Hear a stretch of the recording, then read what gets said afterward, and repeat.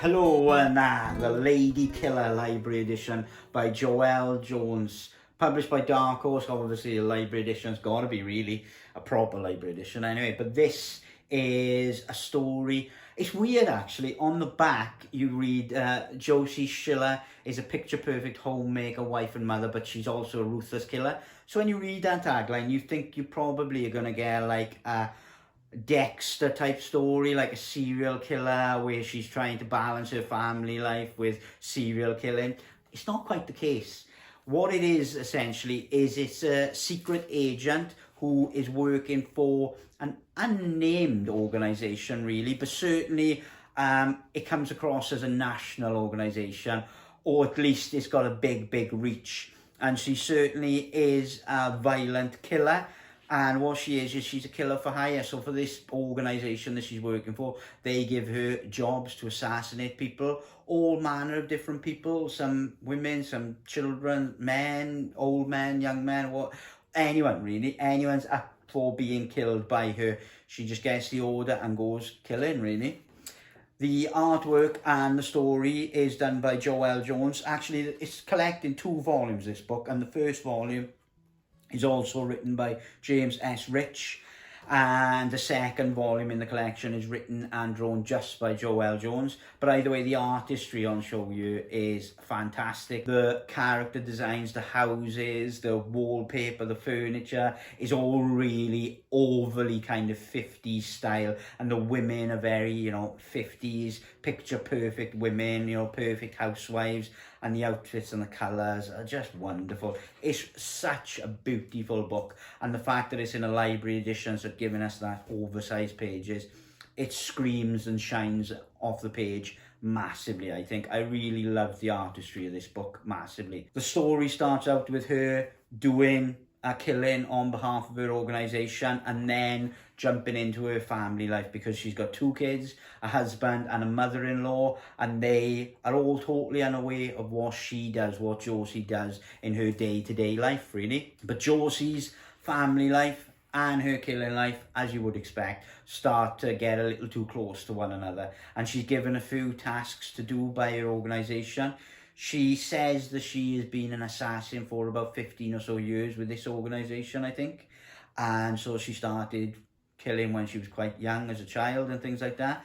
And she is one of the best, because as an unassuming, beautiful housewife and woman, she can get into places that the men assassins can't. And so she gets very unique assignments and very different assignments from the men, but either way she is as powerful, as strong and as skilled an assassin as all the men really. But as the story goes on, she gets a job that she can't complete, and the agency she works for is already kind of a bit on the fence about her previous work and about how she is doing things slightly differently, slightly not to their taste. And so the story then develops into her versus the agency she's working for. And it all goes along at quite the breakneck pace really. And so the first volume of this 2-volume set is very much you finding out about her, who she is, her family life, her assassin work life, if you want to put it like that.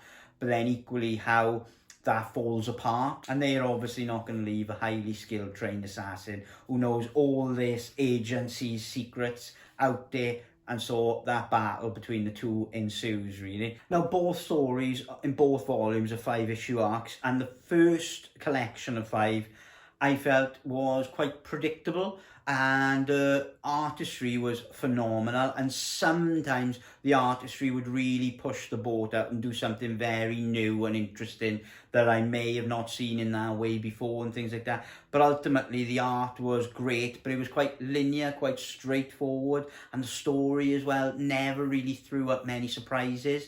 It was very predictable in its plot. You could see where it was going from quite early on, and if the artistry wasn't as strong, you probably wouldn't have stayed with it. At least I wouldn't have.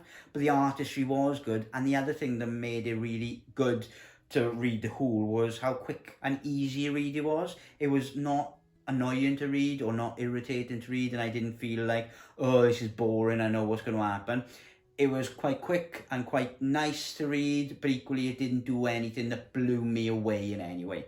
But then when you go into volume 2 and you catch up in 1963 with Josie and her family who have moved over to Florida after the events of volume 1 ending, that is way better, I think. The artistry in volume 2 was a step up again. She did some amazing things with one shot where it's showing the kind of house layout and other things like that, and loads of really interesting panel layouts and character designs and murders and killings, and just the way she depicts the physicality of the people being dragged or fighting just came across far better in volume 2. And the story was far more unpredictable. It wasn't as by the numbers. Don't get me wrong, it wasn't like blew me away in terms of, you know, I didn't see any of this coming, but it certainly was far more engaging story-wise than volume 1. Volume 1 felt very straightforward, a little too much straightforward for me, but volume 2 really won me around.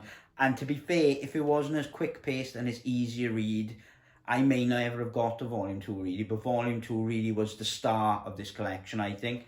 It brings in other characters. She is starting the book separated from the agency that she was part of in the first one, and she's going out on her own in a different part of America. And it was just really good, I think. Really interesting. Loads of shock kind of twists and turns. The antagonist was way better and way more unpredictable and more threatening than the guys in the first volume. The family life crashed more with her private life, and you even had like flashbacks to, you know, the mother-in-law's history in Germany during World War II. It was just overall much more interesting, I thought, volume 2. But it ends with a bit of a cliffhanger, because it ends with you wanting to find out what happens next, because it ends in a way that you think, oh, I wonder what's going to happen to Josie next.